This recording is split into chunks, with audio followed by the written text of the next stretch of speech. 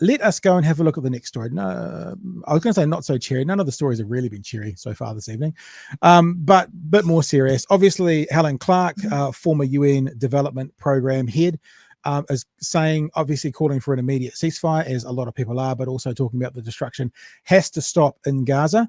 Let's have a listen to her chatting with Newstalk ZB's Heather Duplessis-Allen this afternoon.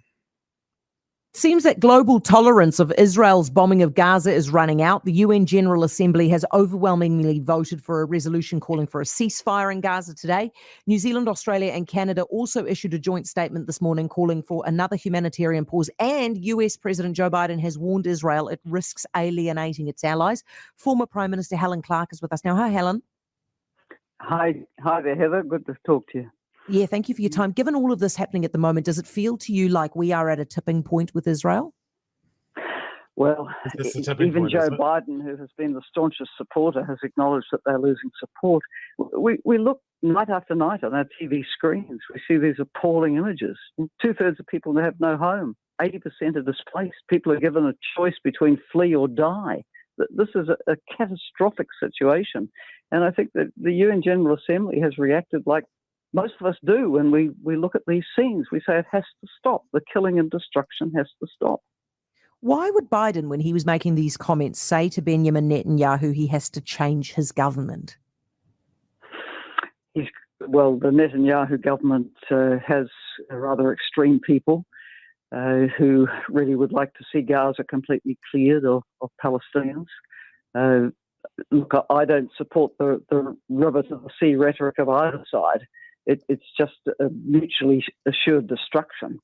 So, yes, I think that the American president will be getting a little nervous now about the way in which international opinion has moved on this, and seeing how isolated the US and Israel are. You know, they've lost all but 2 of the European Union states. They've got 2 countries in Latin America supporting, 1 in Africa, and 3 in the Pacific. Just think about that. Just think about that, how many voices they've lost, all but 2 in the European area.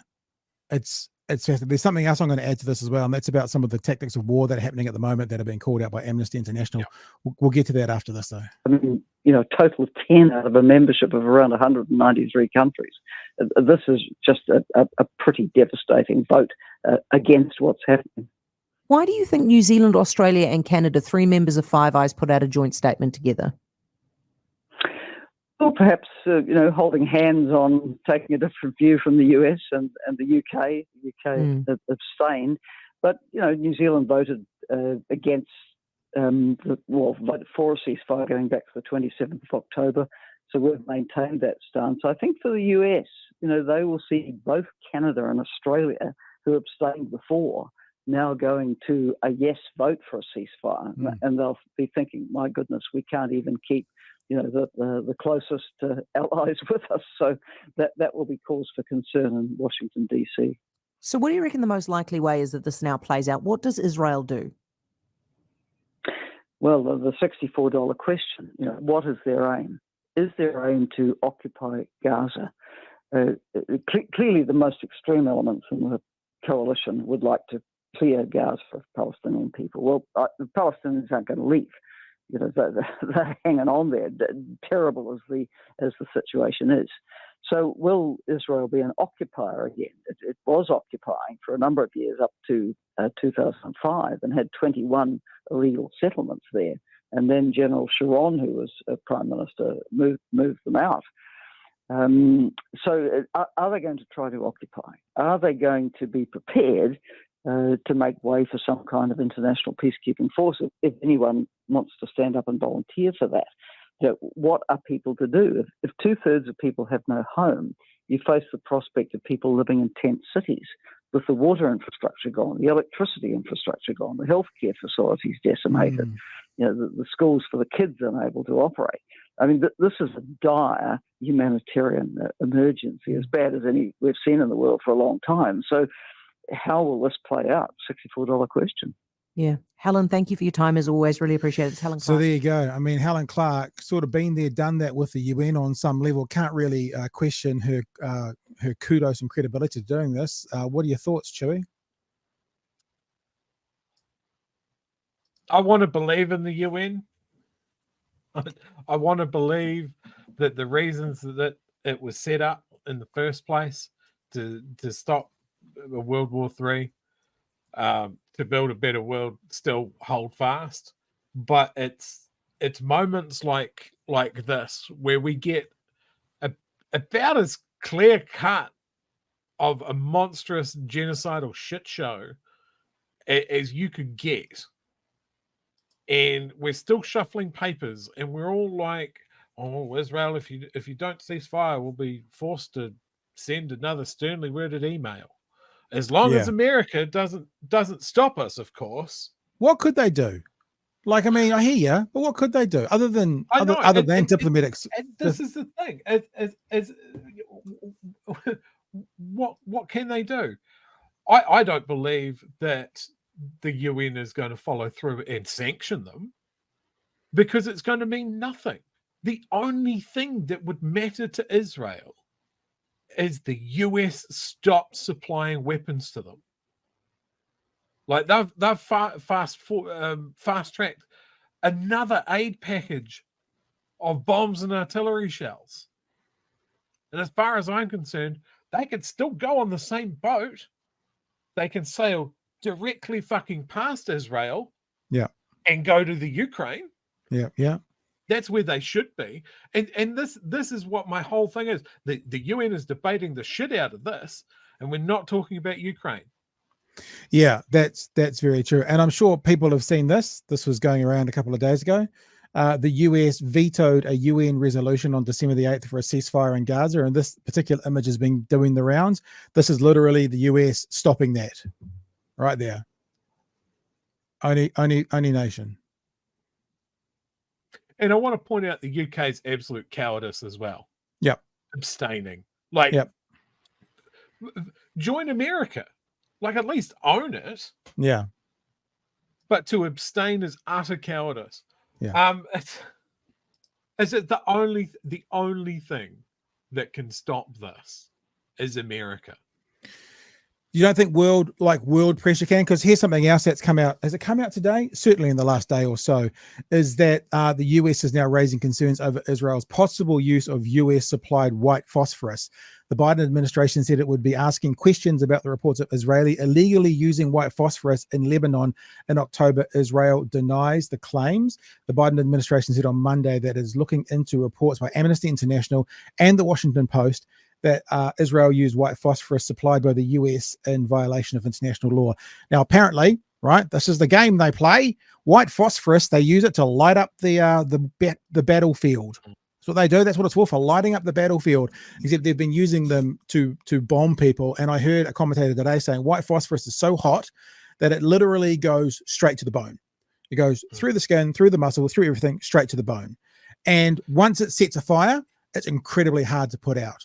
And the US is supplying, the US is supplying white phosphorus to Israel, and Israel are allegedly using that as part of their weapons.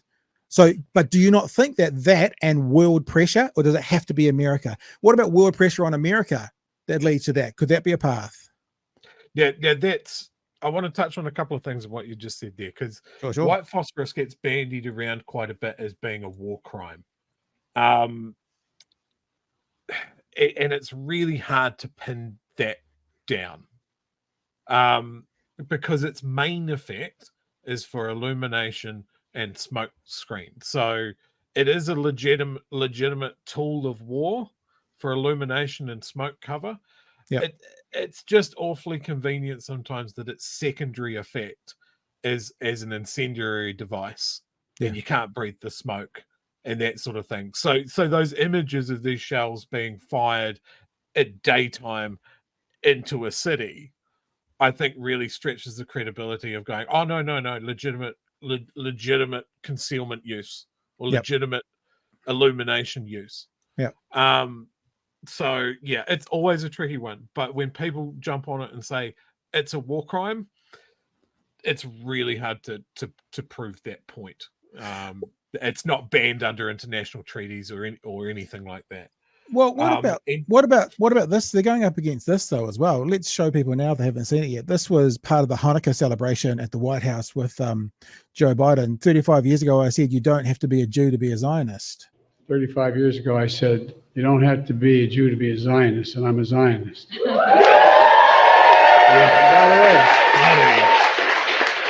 You don't have to be a Jew to be a Zionist. I've taken all my children when they turned 14 years of age, my 3 children who lived and my 5 grandchildren. When they're 14 years old, I put them on a plane, I take them to Dachau because I want them to see. I want them to spend the day there and see. Can't pretend you don't know. Silence is complicity. Most of you know someone directly or indirectly, a family, a friend, has stolen from you, or wounded, traumatized. So we'll leave that go. You see what I mean by about the cognitive decline? He can hardly speak, the man. But if silence is complicity, they're being very silent about Gaza at the moment. You know, like where's that conversation going on? And look, I've been to Dachau. I've been to Auschwitz. You know, I'm not a Zionist. I believe very strongly that there are lessons to be learned from the Holocaust, and such horrible genocidal action should never happen again. I understand why the Jewish people wanted their own homeland. Sure. And that happened to be Palestine, which was given to them by the international community. I recognize that movement was grounded in terrorism. I recognize that the Israeli state had a right to defend itself when it was under attack by its neighboring Arab countries. And I believe that's what led them to this point, where their only play when they're attacked is a massive, murderous overreaction that has killed over 20,000 civilians in the space of a month. Yeah. It's just such wholesale, like the most modern weapons of war deployed in one of the densest populated cities on earth. It's so out the gates egregious. As one of those things where you sit there and you go, how are you not seeing this? How can you stand there in front of a room and go, you don't have to be a Jew to be a Zionist? Like, the only way that you can defend Jewish people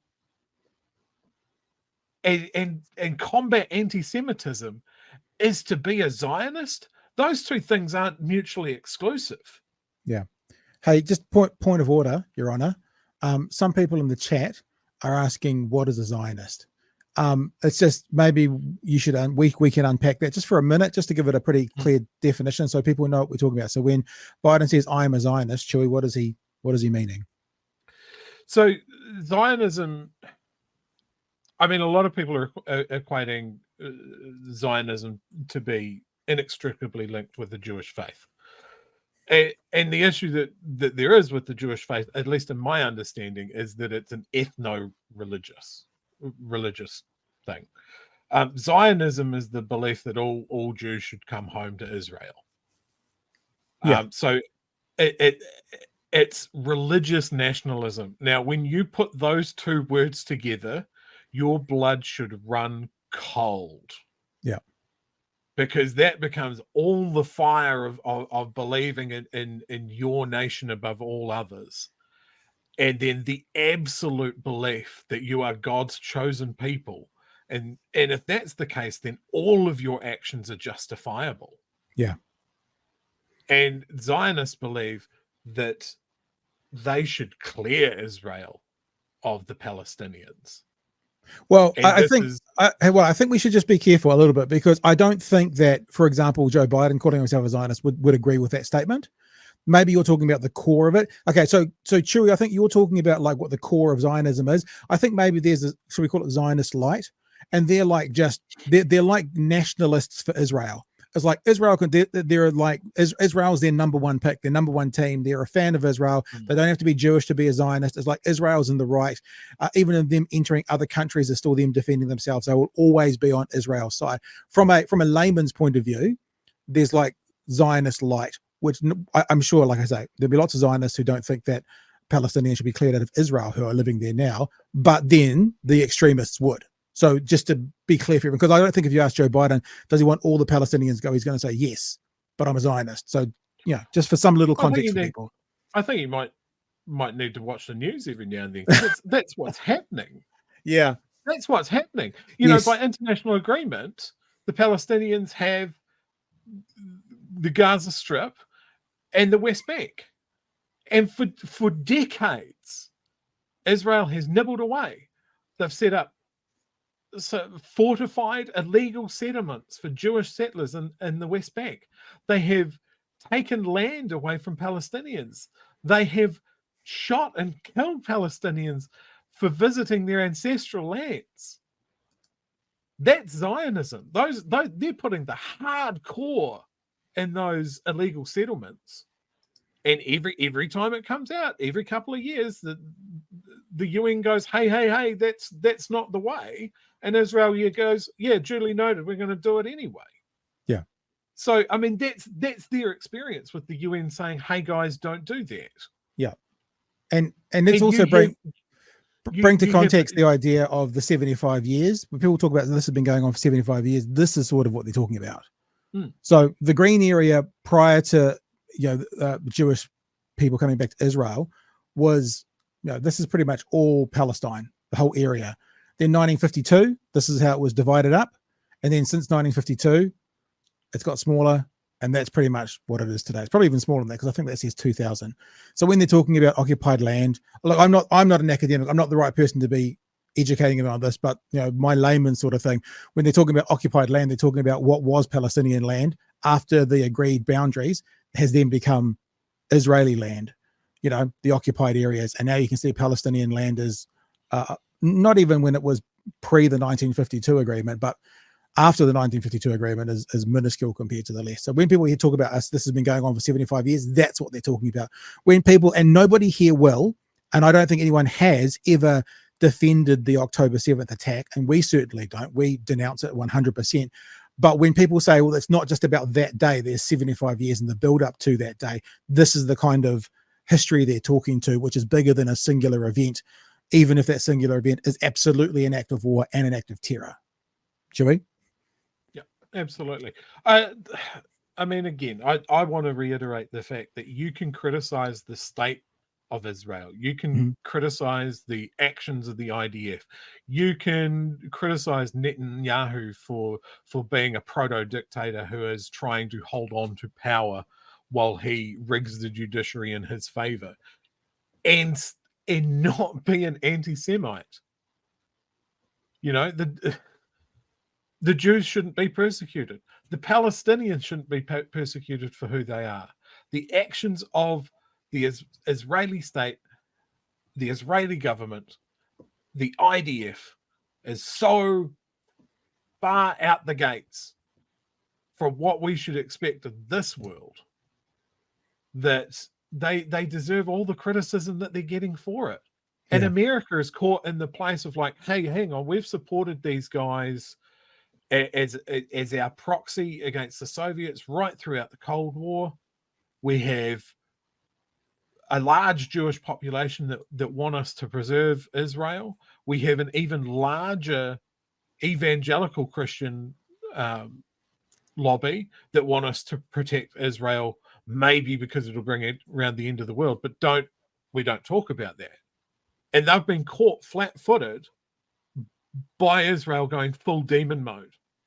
And then you have other places that it has drawn focus away from Russia, and Putin's like, oh, thank fuck. People aren't just looking at us now. Yeah. Yeah. No, and I think the nuance of what's going there geopolitically has been lost by the media. They're not seeing that link at all.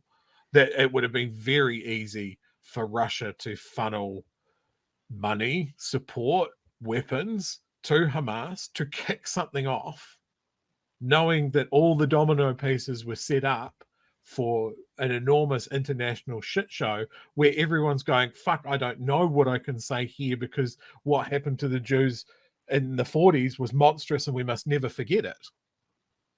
They know it's an international sore point for us. And so we're paralyzed. Everyone's paralyzed for they're not able to call this what it is. Yeah. And look, Chewie says you're allowed to be critical of Israel without being an anti-Semite, but I can guarantee you, especially on that place you don't visit anymore, Chewie, Twitter, there will be people tomorrow calling us anti-Semites. And if they're calling us that and they're watching this clip or whatever it is, all I would ask you to do, unlike the national government, we would like to see your workings. Show us what we've said that's anti-Semitic. Because we're talking about geopolitical goings on at the moment, and we've just given a bit of a incredibly simplistic history of it. I'm not the person to educate people, but we are observing what's going on and reporting on it. So bring it. All right. Is there anything in the text or anything you want to get to? I know you were talking a lot there, so you probably weren't paying much attention. I've been having a bit of a look. Fully rage mode there.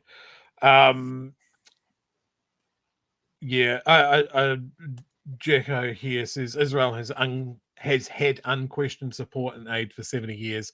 They just think it will continue and they do what they like.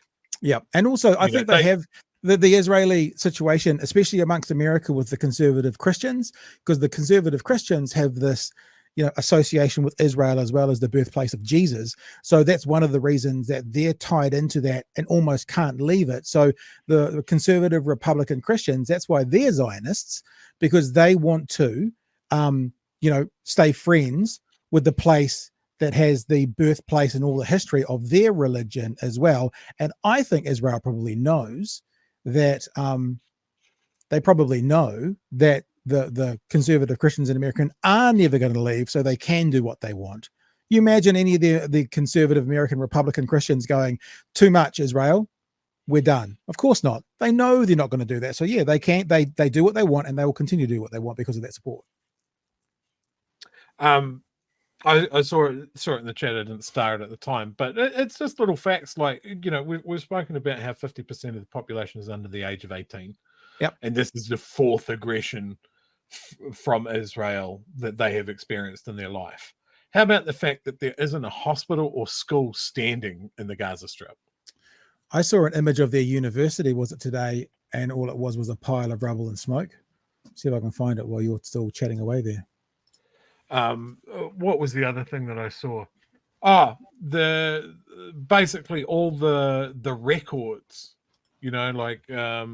all the civic records in Gaza have been burned. So everybody's property titles, birth certificates, all of that sort of thing, all gone. If this stops tomorrow, it is going to take a decade or more to sort out. And how are we going to do that? Is the UN going to go in? No. Because to do that, they would need countries that are going to put soldiers and equipment in there to do it. It's just going to be.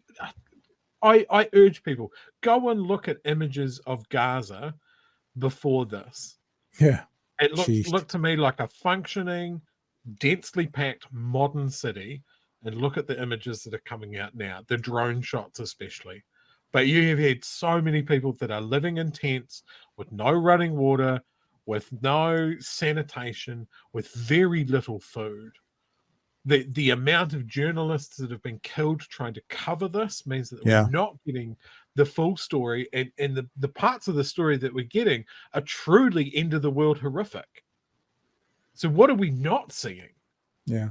Here we go. I've got an image here for you. This is the university. Strikes on the university in Gaza where the president of the university was killed. The rector of the Gaza Islamic University in the Gaza Strip and his family were killed Saturday in an Israeli airstrike, according to sources. The academic was killed in an airstrike in the particular area I can't pronounce, in the northeastern Gazan Strip. Academician and president of the Islamic University, Dr. Sufyan Tayi, and his family were martyred today as a result of an Israeli occupation airstrike in the Fallujah area in Gaza. Education Minister Mahmoud Abu Mous said in a statement. Because places of learning, you get rid of them, get rid of the churches, get rid of the records. That's how as you say, True, if it finished today, there's probably 20 years of rebuilding to get back to where it was 3 months ago. And you have a generation of orphaned, maimed, psychologically damaged children. Yeah.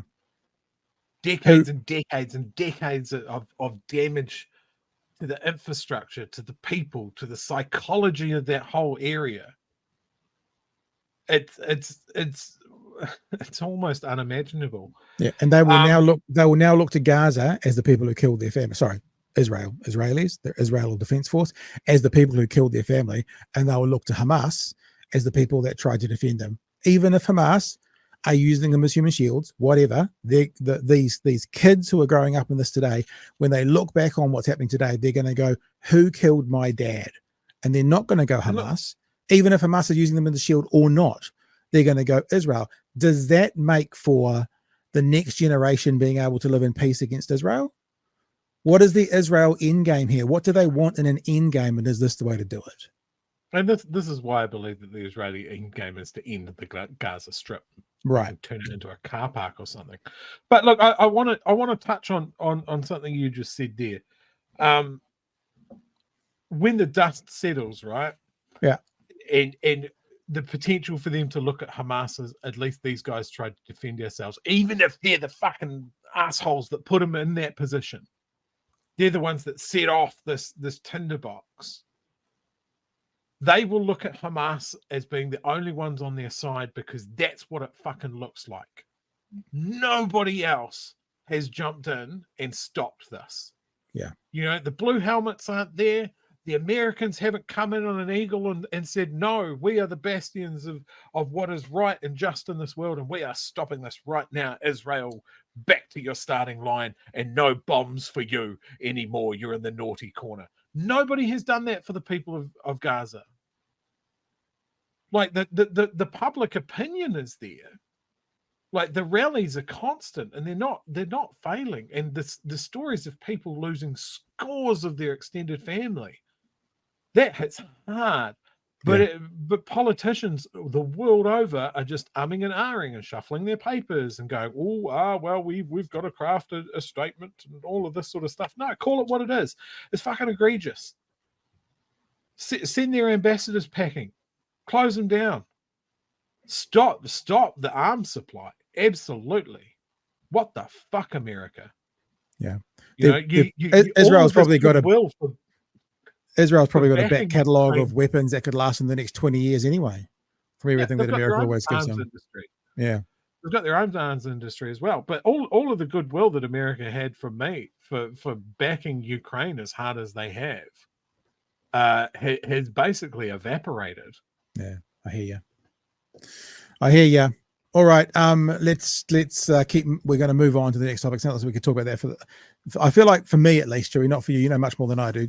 I'm fairly ignorant with the whole issue, so talking about that too much feels a bit weird to me because I'm like, oh no, I've got a basic man's understanding here. I just want innocent people not to be killed.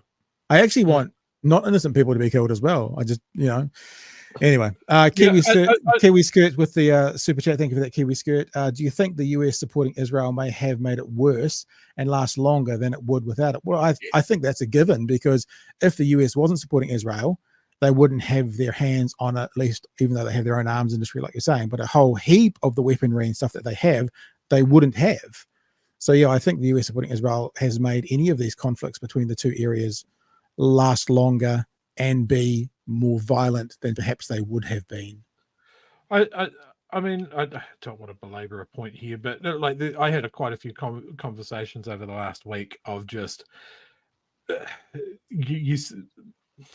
my friend circle is obviously very motivated by this whole thing.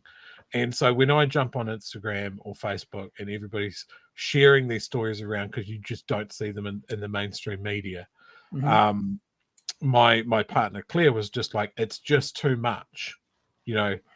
I feel all of this is so horrible and so clearly wrong, and there's nothing that I can do, and it's just everywhere and it's overwhelming. And where do you put that? And myself, who has spent so much time looking at historical atrocities and warfare and that sort of thing, my heart's pretty hard to this. but it's a lot. Yeah. It's too much for so many people, and I really can't blame them for going, it's too much. I've got to clock out. Yeah. I can't watch this stuff anymore. I can't see kids whose parents are under rubble and they've lost a leg. Little kids, man.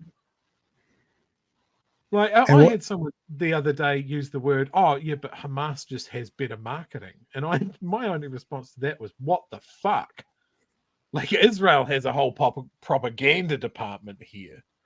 The marketing you're talking about is maybe we shouldn't drop bombs on kids. It's bad. Yeah.